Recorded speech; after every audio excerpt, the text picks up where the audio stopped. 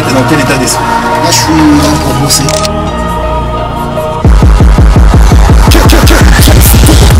Bonsoir Kerry, moi c'est Mylène pour Rap Mag. Enchanté. Merci. Alors on t'a fait venir ici pour te poser quelques petites questions. Déjà pour ton album qui sort le 13 mai, donc qui s'appelle Dernier MC.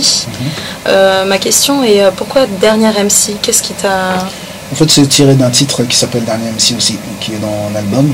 D'accord.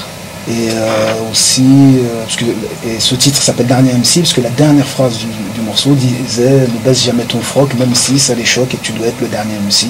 Et donc on a pris cette dernière phrase, on en a fait le titre du morceau et après c'est devenu le titre de l'album. J'ai pas la prétention d'être le dernier MC dans l'absolu, mais en tout cas l'un des derniers. Est-ce que ça pourrait porter à confusion?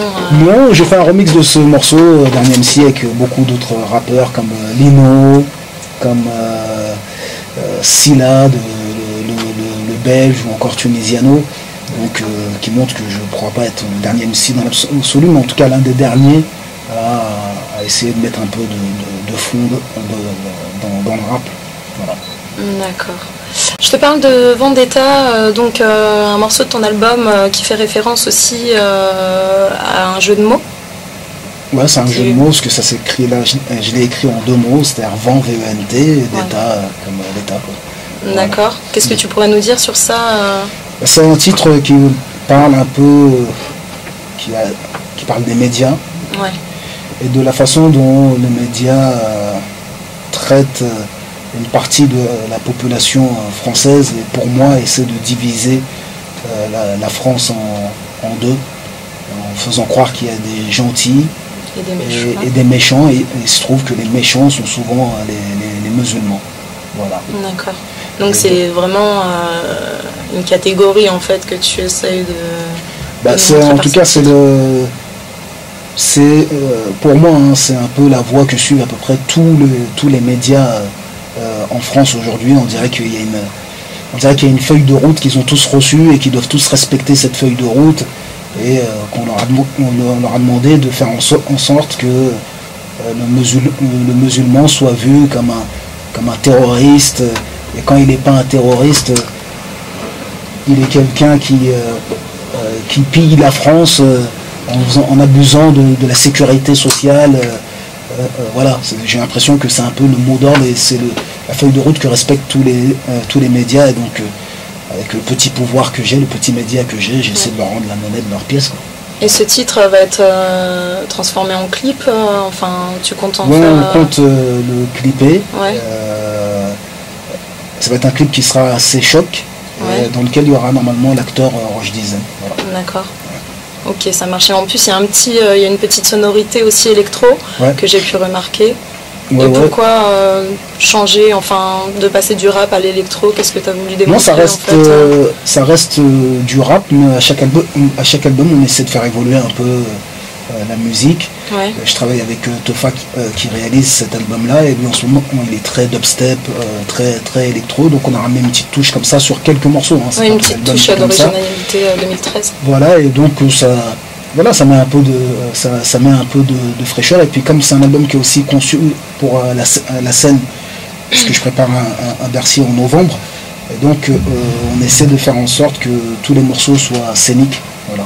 D'accord. Et il y a aussi, ça c'est pour ma petite part, un morceau que j'ai beaucoup apprécié, dont tu parles de ta fille. Et en fait j'aurais voulu savoir si c'est ce qui t'a permis en fait ta petite famille, si ça t'a permis de construire ton album, si c'était le but ultime en fait pour que tu reviennes en fait en force. Non, en fait... Ce qui t'a donné concrètement envie de refaire un nouvel album? Non, parce que si je pense à ma famille justement, je crois que j'arrête de faire des albums. D'accord. Et donc, mais j'ai fait ce morceau parce que je voudrais que dans 20 ans, si elle écoute, si jamais il m'est arrivé quelque chose ou quoi, qu'elle puisse avoir une trace.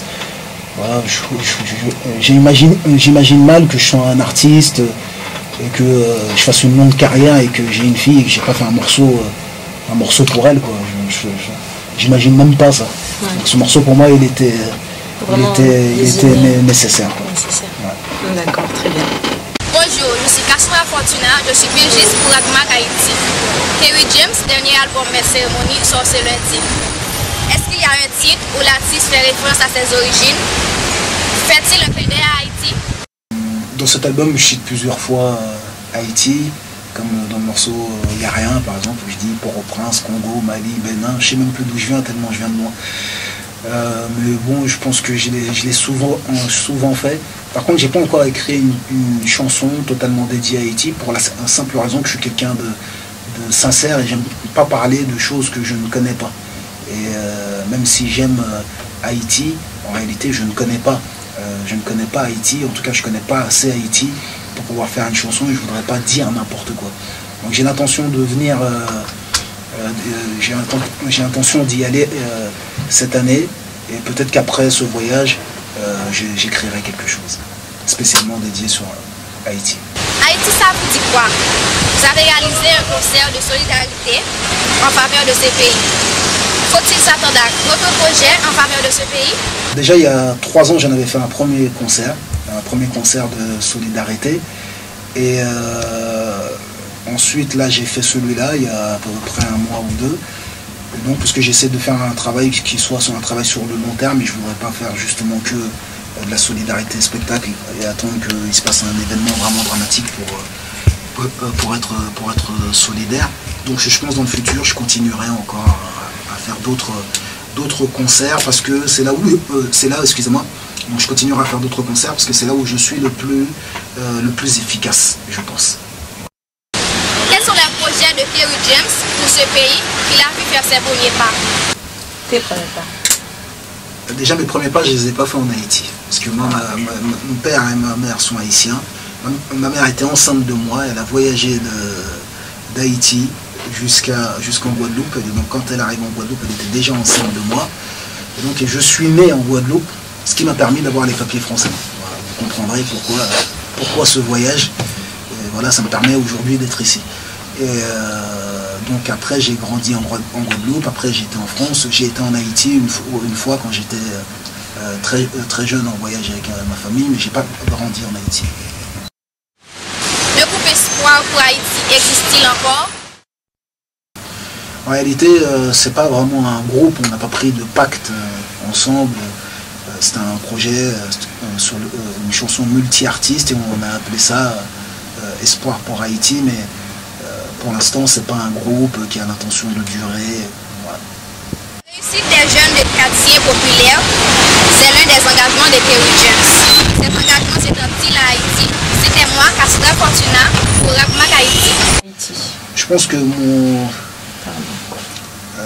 message envers les quartiers populaires, il peut être, on peut le transporter dans n'importe quel pays et ça peut concerner, quand je dis banlieusard, on n'est pas condamné à l'échec, banlieusard est fier de l'être, ça peut nécessairement vouloir dire haïtien est fier de l'être, on n'est pas condamné à l'échec. C'est encore plus de sens même, je pense. Et voilà, c'est tout. Merci. Un message à laisser pour les Haïti, un petit message. Et puis... Ok, à tous les Haïtiens. Bon, Haïtien, non? On va essayer. À tous les Haïtiens, Cabaret, Kerry James en exclusivité pour Rapmac. On se plaint du racisme, mais ne l'étons pas nous-mêmes. C'est eux contre nous, mais surtout nous contre nous-mêmes. Les Algériens contre les Marocains, les Martiniquais contre les Haïtiens. N'est-ce pas? Les Turcs contre eux, même dans les mosquées, nos cœurs se sont divisés. Chacun veut diriger, chacun veut dominer et refuse d'envisager que le meilleur soit pakistanais. On peut se poser la question qui sont les plus racistes. Il n'y a qu'à observer les problèmes que posent les mariages mixtes. On ne peut pas reprocher aux autres ce qu'on est nous-mêmes. Je mets le doigt où ça fait mal, c'est normal que ce texte vous gêne. Il n'y aura jamais d'évolution sans profonde remise en question. Est-ce qu'il y a plus fou qu'un fou qui croit avoir la raison? Dois-je préciser ma vision? Tant qu'on se prendra pour ce qu'on n'est pas, on courra dans tous les sens, mais on ne fera jamais un seul pas. La pauvreté ne peut excuser le fait de se comporter comme des non-civilisés. L'agressivité constante et les insultes, en fin de compte, ne profitent qu'à ceux qui nous font passer pour des incultes. Ne profitent qu'à ceux qui nous salissent, nous désignent comme problème et pour ça nous trahissent. Réalise, tu sers d'idiot utile tant que tu n'as aucune vision. Si tu n'aimes pas te faire battre, pourquoi tendre le bâton? Tu veux faire tomber le système, vomir la pilule et commence par refuser qu'il te manipule. Pour qu'une rébellion aboutisse, elle doit être pensée. Et je sais qu'on ne mène pas une révolution, le froc baissé. Et comme un rap mag, ils aiment bien ce morceau, je vais dire. Ils nous maintiennent dans la peur, ils nous maintiennent dans le stress, les uns contre les autres, ils nous dressent. Je ne prétends pas être une lumière, mais je suis trop intelligent pour accepter qu'ils fassent de moi un raciste anti-blanc. Ils essaient de diviser, j'essaie de construire des ponts, et je n'arrêterai de penser que la cervelle remplie de plomb. Si je fais du rap français, c'est pour contrecarrer leurs plans. Si aux échecs je dois jouer, ce ne sera jamais pour être un pion. J'écris des textes explosifs, et je n'ai pas besoin de bombes. Si la France a un défi, il se nomme savoir et vivre ensemble. Les Noirs et les Arabes contre les Français de souche, c'est le rêve des fauteurs de troubles qui n'ont que des mensonges à la bouche. La pilule est trop grosse, je n'arrive pas à l'avaler, je sais que l'ordonnance est fausse, le médecin veut m'anesthésier. Je suis un soldat qui choisit à quel moment il se tait, à quel moment il se bat, contre qui et pourquoi. Donc je serai toujours mal à l'aise face aux médias et la presse, comme un altermondialiste faisant place, comme un altermondialiste faisant face à un CRS, toujours les mêmes qu'il protège, toujours les mêmes qu'il blesse. Comment peuvent-ils prétendre être libres, le cou attaché à une laisse? Le système prend des décisions, les médias s'empressent d'influencer l'opinion afin que le peuple acquiesce. Vers le choc des civilisations, les médias nous pressent. La troisième guerre à l'horizon n'est plus une menace mais une promesse.